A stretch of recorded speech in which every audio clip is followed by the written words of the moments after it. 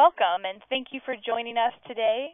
We have Jessica Bordeleau with us today to lead our LCMS Youth Ministry webinar on Intergenerational Youth Ministry. Jessica is an independent ministry consultant for LCMS Lutheran Youth Fellowship as well as LCMS Young Adult Ministry. She also wrote and led this year's Lutheran Youth Fellowship training on Intergenerational Youth Ministry. Jessica has a degree in education from Concordia, Wisconsin, and a Master's of Arts in Religion from Concordia Seminary in St. Louis. She lives in St. Louis with her husband Adrian and 2 children. Jessica, welcome. We'll begin today in prayer. Dear Lord, thank you for sending Jesus to die for us and all generations. Thank you for giving us opportunities to love others in your name. Bless our time today. Send your Spirit to be with Jessica as she shares with us on Intergenerational Youth Ministry. Empower us to be strengthened as a family of faith who shares the love that you have shown us in Jesus. Direct our conversation and grow us in your love for connecting people of multiple generations. In Jesus' name, amen. Amen. Well, I'm excited to get to talk about intergenerational ministry today. As Amy said, I get to do some fun things with the Youth Ministry Office, post-high school ministry to young adult ministry, and also Lutheran Youth Fellowship, which is a high school leadership training program where teens are given the tools to really step up in their congregations and communities, share their faith, become servant leaders, and lead basically their peers, teach their peers the same kinds of skills that they learn in the training. I wrote the curriculum that we used this year, which was, here's my slide for Lutheran Youth Fellowship, see the nice logo? Okay, Team Bridge Building Training, which was the training that we used this year, and it gave the teens the tools to reach out to other generations themselves, to take the first step in building connections with older adults in their congregations. And the reason that that's important, the fact that came out through the National Study of Youth and Religion, which was a study done by Notre Dame University, the research that came out of that really started me thinking about the importance of adults and older adults and even relationships with younger children that youth need to cultivate their faith. Because the in-depth study that they did showed that there are 2 great factors of faith retention in young adults. So the 2 greatest, most important influences that help high schoolers retain their faith after high school, even after college, was the influence of other adults. The first one was the faith practices of their own parents, which you would think that this would not be the case. You'd think that by the time youth get to high school, they really don't listen to their parents anymore. They've got their own ideas of what they want to do. Friends are a great influence, media, all these other things. But actually, the facts say that the faith practice of your parents is the most important determining factor in faith retention. And the second one was relationships with other adults in your church. And the presenter that shared this information with me said that the other factors were nothing compared to these. These weren't the 2 highest factors by a small margin, but by a huge margin. That shows us that relationships with adults is essential to faith maturation and retention in teenagers and young adults. So we need to pay attention to that. Why would that be? I think if you look at it, it makes sense, right? So if the relational youth ministry that you're doing in your church is only with high schoolers and building relationships only within themselves, they miss out on the connections with the rest of the church. Intentional intergenerational ministry would help them connect with older adults, elderly adults, and different age groups in the congregation have something to offer them. If you graduate from high school and you go off to college or the military or Peace Corps or whatever you do after high school, you leave your faith community, your connections there, and if all of your strong relational connections were with other people your age, when you come home and go to church, they're not there anymore. Those relationships that help support you and that held you close in accountability and connection to the community, if they're not there because they're off doing their things, you come back and that community's gone and you don't know where to connect. The first 5 to 10 years after high school graduation are very transient. You're moving around a lot, going summer job, back home, school, internship, all over the place. So if there are relationships built between people that are not leaving, that you come back from school, you go to your home congregation, and there's other people there that you know, that recognize you, that talk to you, you can see how those relationships might increase the likelihood that you would come back to church or find it a place that you feel supported. Not to say that life stage specific ministry isn't important. I'll be talking about intergenerational ministry because that's something that we don't always think of, but it's not to exclude what's already being done, because I think age-specific ministry is essential. Second graders should have second grade level Sunday school. Seventh graders could use confirmation classes that are designed for their learning stage. I think that's really important. Young adult Bible studies, support groups for moms of preschoolers, retired age fellowship opportunities. These are really, really important, and I don't think they should be skipped. I think they are equally important, and that we need both. Youth need both. I think we all need both. It's not only the teens that will benefit from relationships that go across the generation gap. Older adults will benefit, children will benefit, young adults will benefit, and the teens will benefit as well. So teen bridge building training brings that issue to the forefront and gives teens the tools to take the first step. Now, as DCEs and youth ministers watching this, you'll be watching with a critical eye as to how you can do this and ways that you can incorporate this in your ministry. And what makes this training unique, I think, is that it gives those tools to the high schoolers. It lays the case for this important ministry out in front of them, gives them tools to do it, and says, here, now you can make the first step. You can try to establish these connections yourself. And that way, if the older adults are trying and the teens are trying, from both ends, you can see there's mutual respect and care for each other. And I think that's the first step. So the training has different sessions in it. So it's a unit that has different lessons. And the first lesson is called Eli and Elizabeth. And that lays the biblical foundation for generational, cross-generational relationships, mentoring relationships. And it goes into the story of two of those, two of my favorite Bible stories. The first is Eli and Samuel. You remember the story where young Samuel is brought to the temple, and his mother leaves him there to learn and be taught by Eli, the older prophet priest, the older priest who's serving there at the temple. And Samuel is sleeping. He hears the voice of God calling him.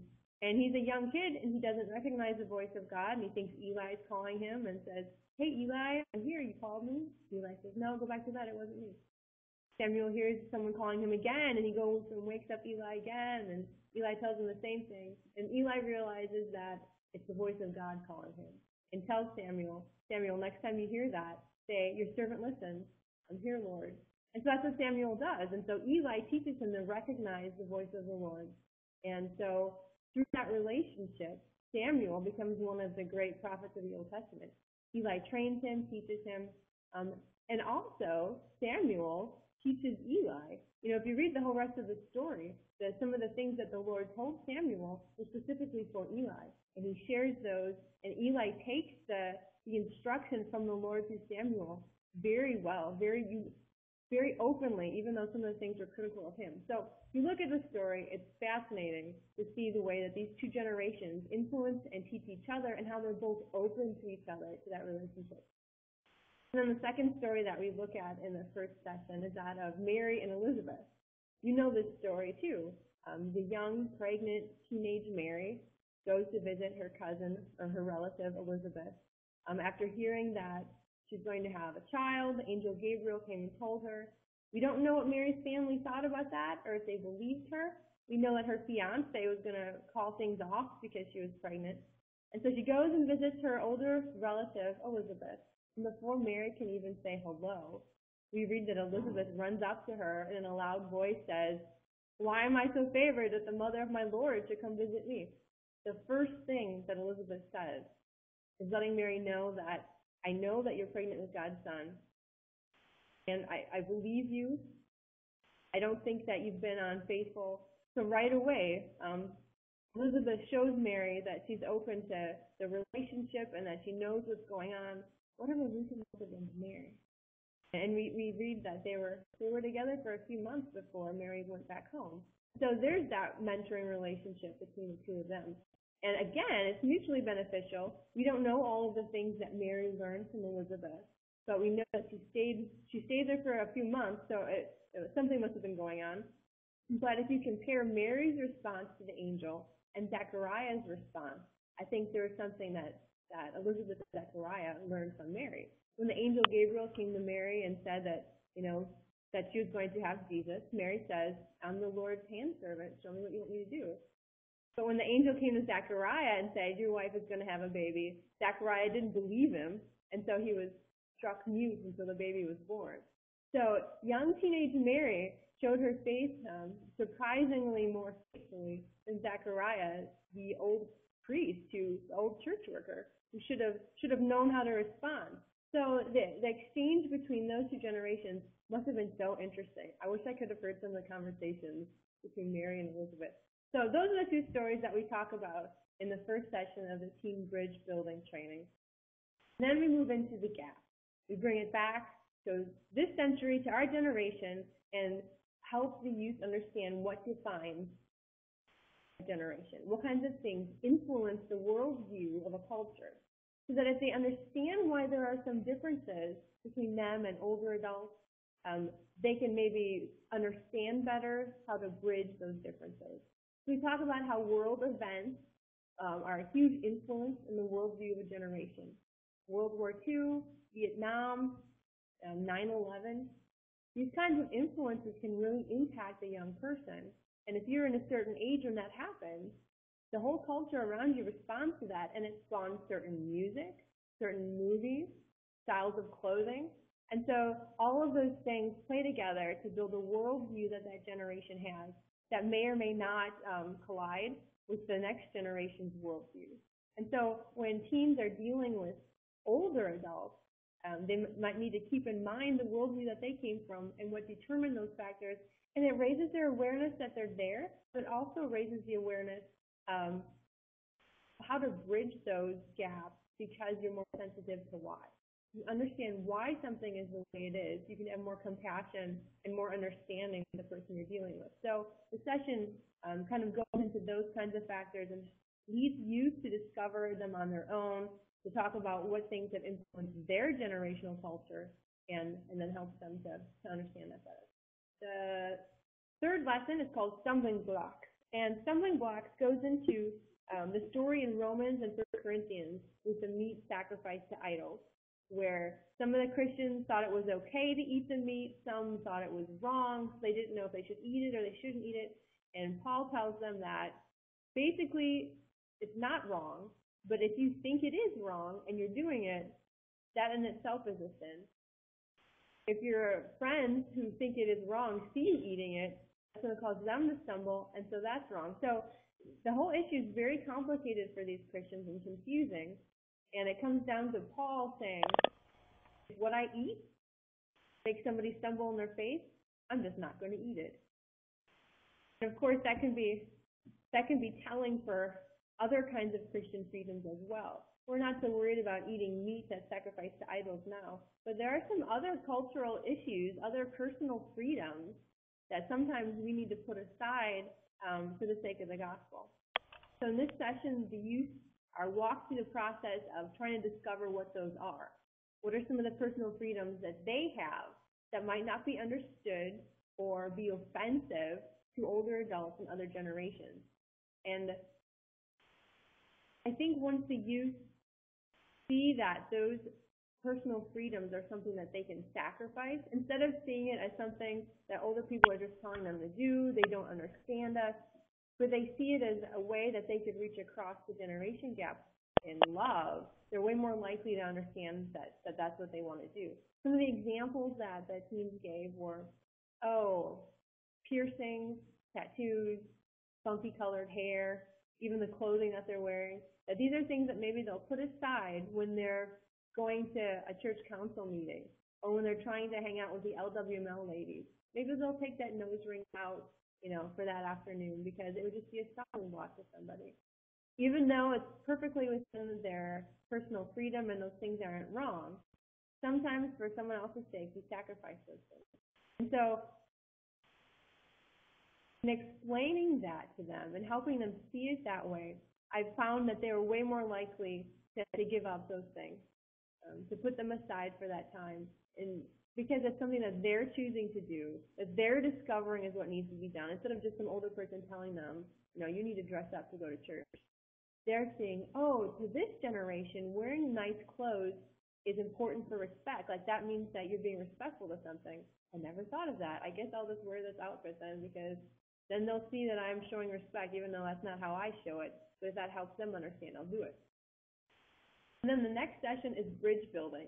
And this is a really practical, more of a hands-on session that helps them actually make a plan of things that they personally could do to build connections with people in other generations in their congregation. And so they write down some ideas, some goals, and then some actual first steps that they could take to accomplish those goals. And as with the other sessions in this training, there's a lot of discussion going on around the table. So they can get ideas from others, they can bounce their thoughts off of the other people in the group and see what's going on at some other churches. And we actually got some really great ideas. One of the teams said that at their church, they have a Valentine's dinner for older retired adults, and specifically for ones who have maybe lost their spouse. And they have a big Valentine's dinner together, and they all dress up. So the high schoolers and the older adults, they get dressed up, they put on dresses, and they have dinner together in the church gym, and it's all decorated and stuff. And she said that every year she really looks forward to this, and it's something that her church does to intentionally build relationships across generation gaps. So I thought that was kind of cool. Another example that I heard was of a high school group who once a month, their Sunday school time was spent with younger kids. So instead of having their own Bible study, that one Sunday a month, the high schoolers would get together with their youth minister, and they would go through the lesson that the Sunday school, the little kids, would be going through that morning, and get everything ready to do part of the school, to act it out, or to sit in the groups and do the color pages that tell the story and read it to them. So in whatever capacity their youth minister prepares ahead of time, they plug in, and then for that hour, they go and hang out with the little kids, and are the cool big kids telling them the Jesus story for that Sunday. So those are just two examples that I heard of that are actually already happening at the congregations that these teams go to. And then they had more ideas of ways that they could add on to that. So if you use this training with your group of teens, you could find out what things that you had never thought of doing before. What kinds of ideas do the teens have? It's really teen-led. And that's something that I like about the whole Lutheran Youth Fellowship program in general, is that it's teens leading teens. When these trainings are written by an author, it just happened to be me this year, but every year it's a different topic and a different author, and they teach this training to a group of 5 young adults who were elected when they were in high school, but then they're usually kind of in college by the time they teach it, so they're young adults, or at least older teens. And then they teach this training to a large group of teens in March here in St. Louis, and they do the teaching. So I wrote this, but at the training, they led it all. It was all written in such a way that teens could lead it, so that teens could learn from teens how to do this. And they can see then that someone their own age can be a leader. Someone their old age can stand up and be a servant leader for Christ, even in a public way. And so that's something neat about the whole LYF program that I think is it could be a benefit to a lot of youth groups. And then specifically with this training, if teens are leading teens to reach older adults, it becomes cross-cultural, and you get supported by people your own age to reach across the generation gap to older people and younger people. I'm working with the children in the congregation as well. So that's the bridge building session, and then the last session is the practical tools, and that's kind of a devotion writing training. So one of the possible ways that teens could connect with older adults in the congregation is to lead an opening devotion at one of their meetings. So church council meetings, board of elders, LWML, these are all groups of adults that have meetings at church and that often begin with an opening devotion. So if high schoolers are given the opportunity to lead that devotion, there's space time. The older adults get to see them, hear them, and the young person gets to share their faith in a servant leadership capacity, which really will build up those connections and that relationship of trust. And so this session helps them learn to write those devotions, to write a devotion that's Christ-centered, that keeps in mind law and gospel, and that uses good teaching technique. There's an outline, like a structured outline that teens are walked through in this session that helps them keep the focus of the devotion appropriate for a 3 to 5 minute devotional time. That helps them talk through who the object lesson will be, what the Bible verse will be, and how it all fits together.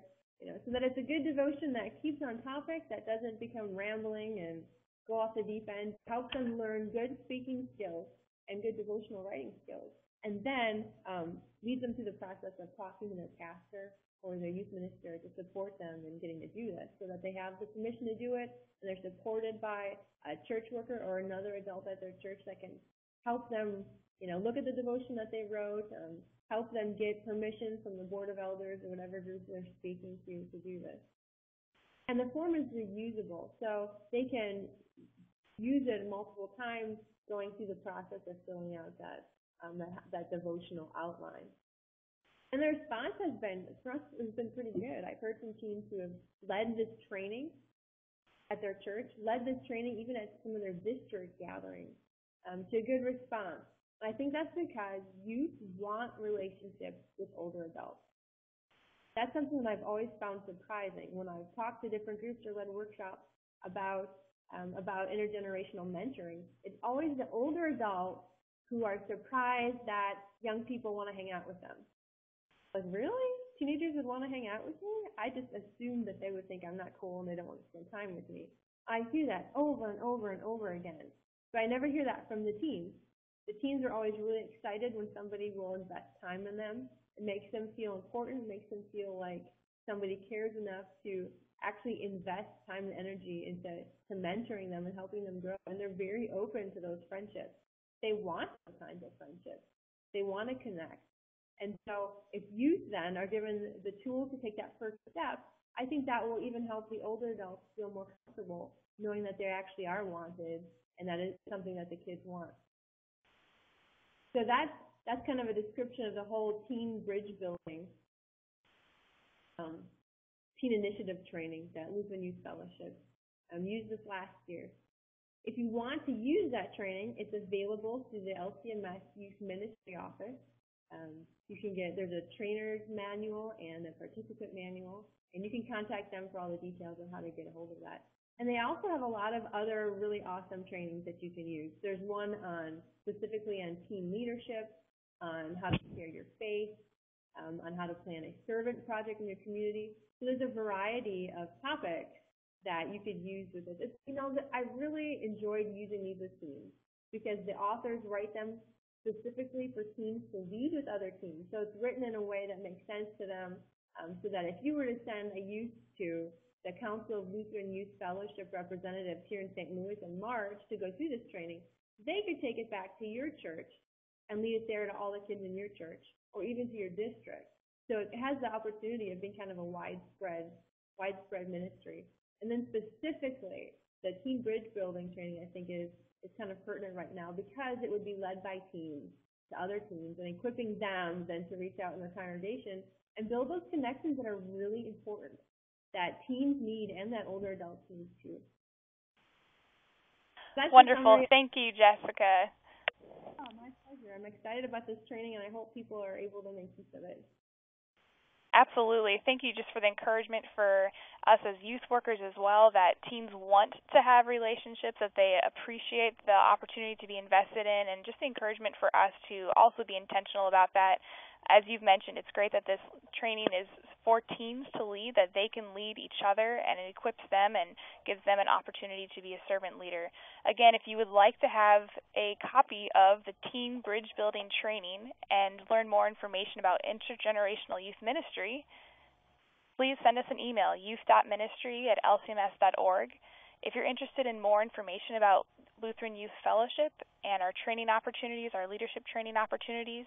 You can find out more on the web at lcms.org/youth. Again, Jessica, great to have you with us today. Thank you so much. Blessings on the rest of your day. Thank you. I'd like to thank all of the youth leaders who are watching this. Thank you for taking an hour out of your really busy schedule to try to find a new way to serve your kids. Thank you for all the things that you do for the teams at your church and the ways that you're building them up in Christ and showing them God's love. The work you do is incredible, and thanks for doing it. Cool. We'll see you next time.